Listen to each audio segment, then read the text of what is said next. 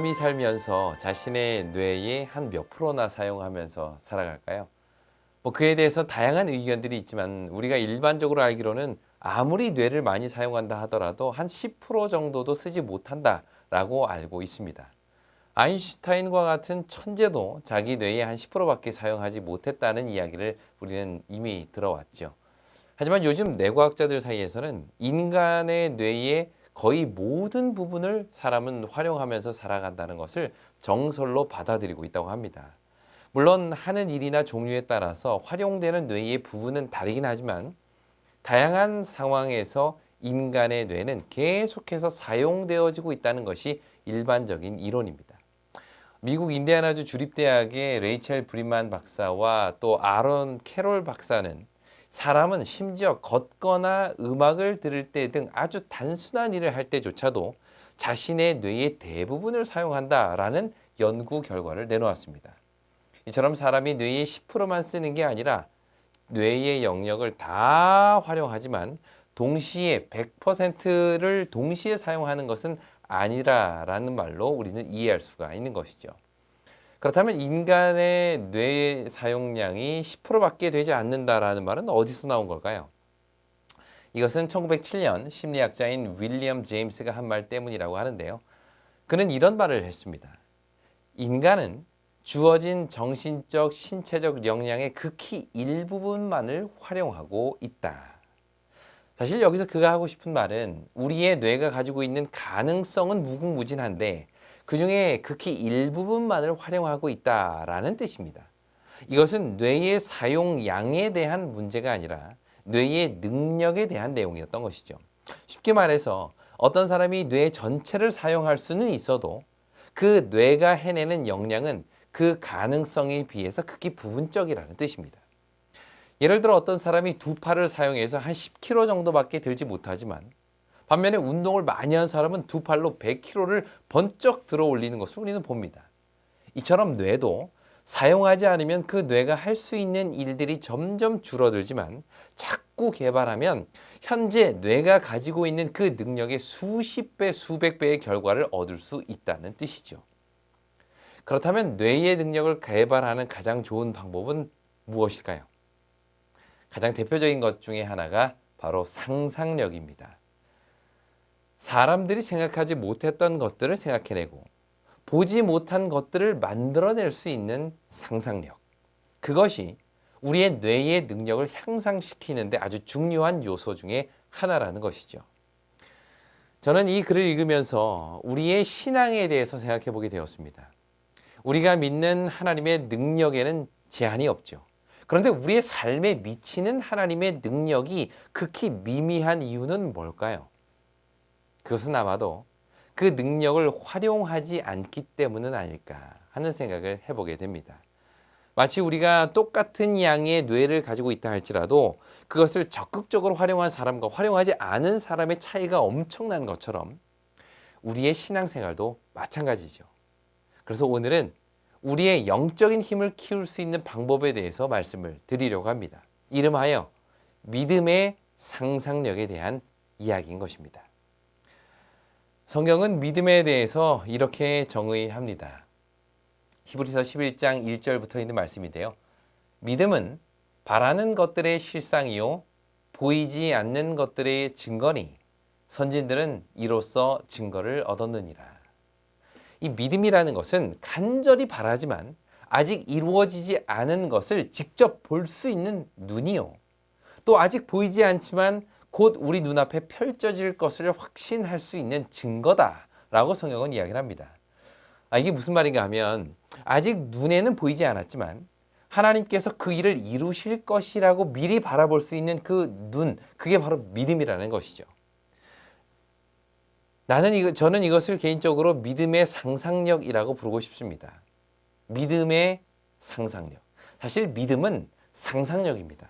아직 이루어지지 않고 눈에 보이지 않는 것을 보고 확신할 수 있는 힘, 그게 바로 믿음이라는 것이죠. 우리가 걱정하는 것의 대부분은 미래에 대한 것입니다. 아직 이루어지지 않고 아직 일어나지 않은 미래에 대한 막연한 두려움이 누구에게나 있습니다. 그런데 믿음은 그런 불확실함 가운데서 확신을 얻을 수 있는 눈입니다. 하나님께서 어떻게 인도하시고 구원하실지 상상할 수 있는 능력, 그것이 바로 믿음인 것이죠. 그래서 오늘은 특별히 사무엘상 17장에 나오는 이 유명한 전쟁 이야기를 통해서 믿음의 상상력을 가진 자와 그렇지 못한 자의 차이를 살펴보고, 오늘 우리는 어떤 마음으로 이 미래를 바라보아야 할지 함께 생각해 보도록 하겠습니다. 어느 날 이스라엘과 블레셋 사이에 전쟁이 일어났습니다. 이 엘라 골짜기를 사이에 두고 이 편에는 이스라엘 군대가, 저편에는 블레셋 군대가 서로 대치하는 상황이었죠. 이때 이런 일이 벌어집니다. 사무엘상 17장 4절입니다. 블레셋 사람의 진영에서 싸움을 도두는 자가 왔는데 그의 이름은 골리앗이요 가드 사람이라. 그의 키는 6규빗 한 뼘이요 머리에는 노투구를 썼고 몸에는 비늘 갑옷을 입었으니 그 갑옷의 무게가 놋 5,000세겔이며 그의 다리에는 놋 각반을 쳤고 어깨 사이에는 놋 단창을 메었으니 그 창자루는 배틀채 같고 창날은 철 600세겔이며 방패든 자가 앞서 행하더라. 자, 여기 4절부터 7절까지의 내용은 순전한 팩트들만을 나열한 것입니다. 그의 키는 6규빗 한 뼘, 오늘날로 말하면 3m가 넘는 장신이었다는 뜻이고요. 그 머리에는 노투구가 있고 몸에는 비닐 갑옷을 입고 있었다는 것이 성경의 이야기입니다. 그가 들고 있는 창자루는 배틀채 같고 그 창날은 어마어마하게 컸다는 것이죠. 자, 여기까지가 바로 눈에 보이는 사실들만을 나열하는 것입니다. 그런데 상상력은 바로 지금부터죠. 이러한 눈에 보이는 팩트들을 기초로 해서 앞으로 어떤 일들이 벌어지게 될지에 대하여 미리 생각하는 것이 바로 상상력입니다. 그렇다면 이스라엘 백성들은 이러한 상황에서 어떤 상상을 하기 시작했을까요? 17장 11절부터 있는 말씀을 보겠습니다. 사울과 온 이스라엘이 블레셋 사람의 이 말을 듣고 놀라 크게 두려워하니라. 먼저 사울 왕과 이스라엘 군대는 골리앗이 하는 말을 듣고는 놀라 크게 두려워하였다라고 성경은 말합니다. 도대체 어떤 말을 들었길래 그들은 두려워한 것일까요? 9절입니다. 그가 나와 싸워서 나를 죽이면 우리가 너희의 종이 되겠고 만일 내가 이겨 그를 죽이면 너희가 우리의 종이 되어 우리를 섬길 것이니라. 자, 여기 이스라엘을 두렵게 만든 골리앗의 말은 자신과 싸울 한 사람을 내버리라는 것이었습니다. 만약 그가 자신과 싸워서 그가 이기면 블레셋이 너희의 종이 되고 만약에 골리앗이 이기면 이스라엘은 블레셋의 종이 된다는 것이었죠. 이 말을 듣는 순간 사람은 누구나 그 머릿속으로 상상을 하기 시작합니다. 자신이 그 앞에 나가서 골리앗과 싸우는 상상 말이죠. 그런데 대부분의 사람들은 상상 속에 어떤 결론에 이르렀을까요? 자신이 저 배틀채 같이 엄청나게 큰 그 창날에 찔려 처참히 살해되는 상상을 했을 것입니다. 그러자 그들의 마음에 두려움이 엄습한 것이죠. 사울과 온 이스라엘이 이 말을 듣고 크게 놀라 두려워하니라. 이 두려움은 사실 상상력에 의한 것이었습니다. 아직 골리앗과 싸우지도 않았고 도전해보지도 않았죠.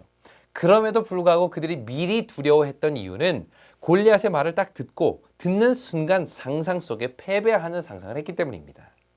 그 이후에 이스라엘 사람들은 또 한 번 상상에 들어가는데요. 24절입니다. 이스라엘 모든 사람이 그 사람을 보고 심히 두려워하여 그 앞에서 도망하여.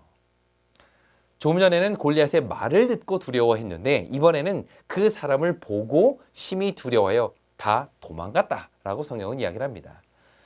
그의 그 집채만한 모습을 직접 보니까 이제는 도무지 두려워 다들 뿔뿔이 흩어지게 된 것이죠. 이들이 이렇게 싸워보지도 않고 단순히 골리앗의 말을 듣고 또 골리앗의 모습만 보고 두려워한 이유는 딱 한 가지입니다. 그들의 머릿속에서 패배하는 모습을 상상했기 때문이죠. 이스라엘 군대는 40일 동안 블레셋 거인의 거만한 도전 앞에 떨었다. 그들은 키가 6규빗이나 되는 골리앗의 거대한 체구와 창을 볼 때 저절로 낙담하게 되었다. 여기 재미있는 표현이 나옵니다. 그들은 키가 6규빗이나 되는 골리앗의 거대한 체구와 창을 볼 때에 저절로 낙심하게 되었다. 골리앗의 거대함을 본 순간 저절로 패배하는 상상력을 발휘했다는 것입니다. 결국 상상력도 습관이라는 것이죠. 난관 앞에서 늘 패배하는 상상력을 펼친 사람들은 그게 습관이 되어 언제나 어려운 점, 패배할 수밖에 없는 요인들만을 바라보며 패배하는 모습을 상상합니다. 어쩌면 이날 이스라엘 백성들이 이러한 상상력을 발휘한 것도 그들은 이미 패배를 상상하는 습관을 가지고 있었기 때문이겠죠. 우리도 이럴 때가 종종 있습니다. 아직 일어나지 않은 미래, 아직 싸워보지 않은 싸움을 미리 상상합니다. 어떤 어려움이 있을지, 어떤 난관이 있을지 우리는 머릿속으로 다 그려지는 것이죠. 그렇다면 그때 우리는 어떤 상상을 주로 하면서 살까요? 어려움 속에서 패배하고 무너지는 상상을 합니까? 아니면 어려울지라도 승리하고 이기는 상상을 하면서 살아가십니까? 이스라엘 백성들은 언제나 패배하는 상상 속에 휩싸여 있었던 것으로 보입니다. 그리고 그 상상이 결국에는 그들의 현실이 되어버린 적이 얼마나 많습니까? 하지만 모두가 이런 패배의 상상력에 휩싸여 있을 때 유일하게 다른 상상을 보인 사람이 있으니 그가 바로 우리가 잘 아는 다윗입니다. 사실 이날 다윗은 싸우기 위해서 전쟁터에 온 사람이 아니었죠. 성경에 보면 그는 도시락 나르러 왔습니다. 아버지께서 형들에게 줄 도시락 심부름을 하러 이렇게 보낸 것이죠. 그런데 마침 그가 전쟁터에 도착했을 때 다윗은 골리앗이 하는 말을 듣습니다. 23절입니다. 그들이 함께 말할 때에 마침 블레셋 사람의 싸움 도두는 가드 사람 골리앗이라 하는 자가 그 전열에서 나와서 전과 같은 말을 하매 다윗이 들으니라. 다윗이 마침내 전쟁터에 도착했을 때 또다시 골리앗이 나와서 소리치는 소리가 들립니다. 성경은 그때 골리앗이 한 말을 전과 같은 말이었다라고 강조합니다. 다시 말하면 이때 다윗이 들은 그 말은 조금 전에 이스라엘 백성들이 다 듣고 너무나도 두려워서 달아나게 만들었던 그 말이었다는 뜻이죠. 그들로 하여금 패배하는 상상을 빠지게 만들었던 것, 동일한 말을 다윗이 들은 것입니다. 그렇다면 이 말을 들은 다윗은 어떤 상상을 했을까요? 26절입니다. 다윗이 그 곁에 서 있는 사람들에게 말하여 이르되 이 블레셋 사람을 죽여 이스라엘의 치욕을 제거하는 사람에게 어떤 대우를 하겠느냐? 이 할례 받지 않은 블레셋 사람이 누구이기에 살아계시는 하나님의 군대를 모욕하겠느냐? 자, 여기 보면 이미 다윗의 머리에는 어떤 장면이 막 상상되고 있는 것이 보이시나요?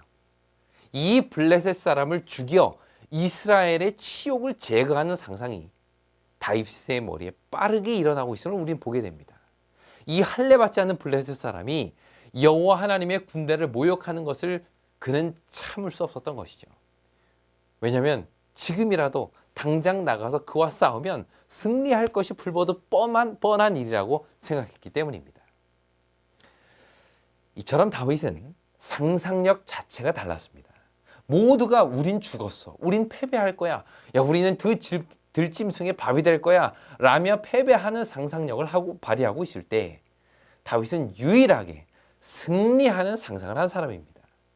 그리고 그 한 사람의 상상력이 모든 이스라엘 백성들과 블레셋 군인들의 상상력을 바꾸어 놓은 것이죠.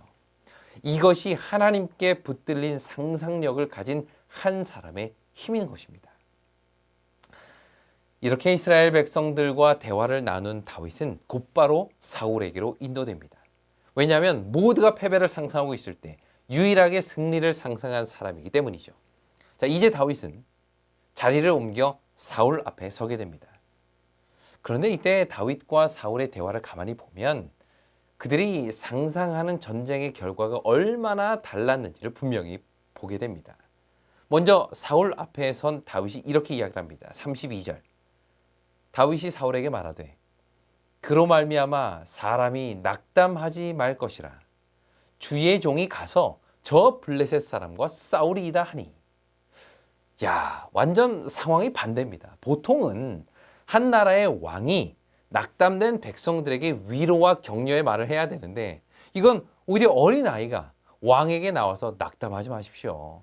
제가 나가서 저 사람과 싸울 테니 걱정하지 마십시오. 라고 말을 하고 있으니 이게 얼마나 적반하장입니까?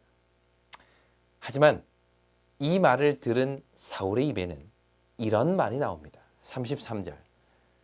사울이 다윗에게 이르되 내가 가서 저 블레셋 사람과 싸울 수 없으리니 너는 소년이요 그는 어려서부터 용사임이니라. 이미 사울의 머릿속에는 어떤 상황이 벌어질지 상황 종료된 것입니다. 너는 소년이고 그는 어려서부터 용사인데 이 싸움은 하나마나 말이 안 되는 것이죠. 나가자마자 처참하게 창에 찔려 죽을 게 뻔한 것이니 패배의 상상력에 완전히 빠져 있었음을 우리는 보게 됩니다. 하지만 다윗은 절대 자신의 상상력을 거기서 끝내지 않습니다. 34절. 다윗이 사울에게 말하되 주의 종이 아버지의 양을 지킬 때에 사자나 곰이 와서 양떼에서 새끼를 물어가면 내가 따라가서 그것을 치고 그 입에서 새끼를 건져내었고 그것이 일어나 나를 해하고자 하면 내가 그 수염을 잡고 그것을 쳐 죽였나이다. 자, 지금 다윗의 머릿속에는 들에서 양을 칠 때의 사자의 입에서나 곰의 발톱에서 자신을 구원하신 하나님에 대한 생각이 떠올랐습니다. 그런 과거의 경험을 바탕으로 그는 이런 결론을 내리죠. 36절입니다. 주의 종이 사자와 곰도 쳤은즉 살아계신 하나님의 군대를 모욕한 이 할례 받지 않은 블레셋 사람이리이까 그가 그 짐승의 하나와 같이 되리이다. 야, 이게 얼마나 멋진 상상력입니까? 다윗이 골리앗과 싸워 승리하는 상상을 할 수 있었던 이유는 이미 그는 삶 속에서 살아계신 하나님을 경험했기 때문입니다. 이것을 통해서 우리는 한 가지 중요한 사실을 알게 되는데요. 이 영적 상상력은 결코 근거 없이 허무맹랑한 상상력이 아니라는 것입니다. 그것은 경험으로부터 우러나오는 경험의 노래예요. 체험의 고백이었던 것이죠. 막무가내로 안 되는 것도 된다고 우기는 만용이 아니라 이미 내 삶을 인도하시는 하나님을 경험한 자들에게서 나오는 확신인 것입니다. 결국 이것이 다윗과 이스라엘 백성, 다윗과 사울의 차이점인 것이죠. 오늘날 우리가 승리하는 상상력을 발휘하지 못하는 이유는 뭘까요? 어쩌면 매일의 삶 속에서 승리를 경험하고 살지 못하기 때문은 아닐까요? 하나님께서 내 문제를 해결하시고 어려움 가운데 나를 구원하시는 그 경험이 우리에게는 없기 때문에 날마다 패배하는 상상력에 휩싸여 살고 있지는 않습니까? 다윗처럼 들판에서 자신의 삶의 현장에서 사자의 입과 곰의 발톱으로부터 구원하시는 하나님을 경험한 사람은 상대가 곰이든 사자든 골리앗이든 아무 상관이 없는 것입니다. 그들은 모두 하나님의 능력으로 무너지게 될 것이기 때문이죠. 엘라 골짜기에 모인 수천 수만의 이스라엘 백성들 중에 다윗이 유일하게 승리하는 상상력을 발휘할 수 있었던 이유는 그가 매일의 삶 속에서 이미 승리를, 이미 구원을 경험하며 살고 있었기 때문입니다. 그런 의미에서 그 승리와 구원의 경험은 우리의 삶에서도 날마다 경험되어야만 하는 것입니다. 혹시 여러분들에게 고민이 있으십니까? 하나님께 믿음으로 기도하시길 바랍니다. 아픔이 있으십니까? 하나님께 위로를 요청하십시오. 절망 가운데 있는 분들이 계십니까? 하나님께서 주시는 새 힘을 간구하십시오. 이렇게 하나님께 매달리고 구원을 경험할 때 우리의 상상력은 날로 자라게 될 것입니다. 어찌 보면 혼자 승리하는 상상력을 가진 다윗은 참 외로운 사람이었다는 생각을 하게 됩니다. 그러나 다윗은 거기에 연연하지 않았죠. 내 의견을 지지하는 사람이 몇 명인가를 세는 대신 하나님의 구원하시는 손길이 어떻게 나타날 것인가를 기대했던 다윗. 결국 그는 자신의 상상한 대로 당당하게 전쟁터에 나아가게 됩니다. 45절부터 있는 말씀입니다. 다윗이 블레셋 사람에게 이르되 너는 칼과 창과 단창으로 내게 나오거니와 나는 만군의 여호와의 이름 곧 내가 모욕하는 이스라엘 군대의 하나님의 이름으로 내게 나아가노라. 블레셋 사람이 일어나 다윗에게로 마주 가까이 올 때에 다윗이 블레셋 사람을 향하여 빨리 달리며 손을 주머니에 넣어 돌을 가지고 물매로 던져 블레셋 사람의 이마를 치매 돌이 그의 이마에 박히니 땅에 엎드러지니라. 그 자리에 있었던 모든 사람들이 놀랐습니다. 사실 이스라엘 백성들도 놀랐고 블레셋 군사들도 놀랐죠. 상상할 수도 없는 일들이 벌어졌기 때문입니다. 하지만 그날 그 자리에서 이러한 모습을 보고도 전혀 놀라지 않았던 한 사람이 있었으니 그가 누굴까요? 바로 다윗입니다. 왜 다윗은 이런 모습을 보고 놀라지 않았을까요? 그 이유는 이건 너무나도 당연한 결과였기 때문입니다. 창과 칼과 단창으로 나오는 거인 앞에 만군의 여호와의 이름으로 나아갈 때에 그를 무너뜨리는 것은 상상도 못할 일이 아니라 오히려 불보듯 뻔한 것이라는 것을 다윗은 너무나도 잘 알고 있었기에 그 결과를 보고도 놀라지 않을 수 있었던 것이죠. 이날 다윗이 보인 승리하는 상상력, 그 믿음의 상상력이 오늘 우리에게도 있게 되기를 간절히 바랍니다. 어려운 상황 속에서 이 문제를 풀어가는 것이 너무도 힘들어 보일 때, 모두가 다 패배하는 상상력에 휩싸여 있을 때 유일하게 승리를 상상하고 그 상상을 현실로 바꿔놓을 수 있는 다윗의 믿음이 우리 모두의 믿음이 되기를 간절히 바랍니다. 그러기 위해서 우리는 날마다 하나님의 임재의 연습을 해야 할 것입니다. 하나님이 살아계심을 경험하고 그 하나님이 나를 구원하심을 삶으로 느낄 때 비로소 우리의 상상은 무한대로 성장할 수 있게 될 것이죠. 하나님의 임재를 철저히 연습해온 다윗에게는 들리지 않는 하나님의 말씀이 들리는 사자의 표효보다 훨씬 더 실제적이었습니다. 평상시 늘 들판에서 하나님의 그 장엄하심을 경배해온 그에게는 보이지 않는 하나님의 사랑이 눈에 보이는 곰의 사나움보다 훨씬 더 실제적이었던 것이죠. 기도하고 노래하고 묵상하고 찬미하는 가운데 형성된 그의 상상력 속에는 곰과 사자를 모두 압도하고도 남는 더 크고 거대하고 강한 그 무엇인가가 자리 잡고 있었던 것입니다. 바로 하나님이죠. 그는 철저하게 하나님께 사로잡힌 상상력을 가지고 있었기에 그 엘라 골짜기에서 벌어지고 있는 광경을 도무지 이해할 수 없었던 것입니다. 아니, 하나님의 백성들이 왜 저 하찮은 골리앗을 무서워할까? 우리는 누구나 상상력 속에 살아갑니다. 아직 일어나지 않은 일들을 상상하고 그 상상한 일로 인해서 걱정하고 염려하죠. 그런데 문제에 사로잡힌 사람은 그 문제로 인하여 두려워하고 염려합니다. 그러나 하나님께 붙들린 상상력은 그런 상황에서도 승리를, 구원을 상상하고 미리 내다보게 되는 것이죠. 눈에 보이는 골리앗 앞에서 그의 쓰러짐을 볼 수 있는 상상력. 우리는 이것을 무엇이라고 부를까요? 믿음이라고 부릅니다. 승리는 상대방의 약점에 의해 결정되는 것도 아니고 우리가 들고 있는 무기에 의해 우리의 강점에 의해 결정되는 것도 아닙니다.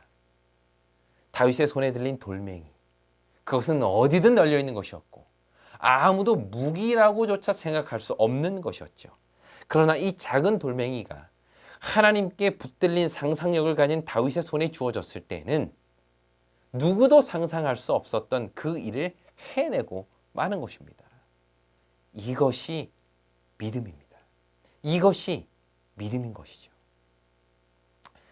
이제 우리 앞에 서 있는 골리앗의 갑옷의 무게를 재는 일을 그만두시길 바랍니다. 그의 키가 얼마나 큰지, 그가 들고 있는 창의 길이가 얼마나 되는지 조사하는 일을 그만두십시오. 우리에게 필요한 것은 지금까지 나를 구원하신 그 하나님께서 내 앞에 있는 골리앗을 무너뜨릴 것을 내다볼 수 있는 상상력, 그 믿음을 키우는 것입니다. 승리는 승리의 상상력을 가진 자들에게만 주어집니다. 다른 말로 바꾸면 구원은 하나님께서 나를 구원하실 것이라는 사실을 믿는 자들에게 주어지는 것이죠.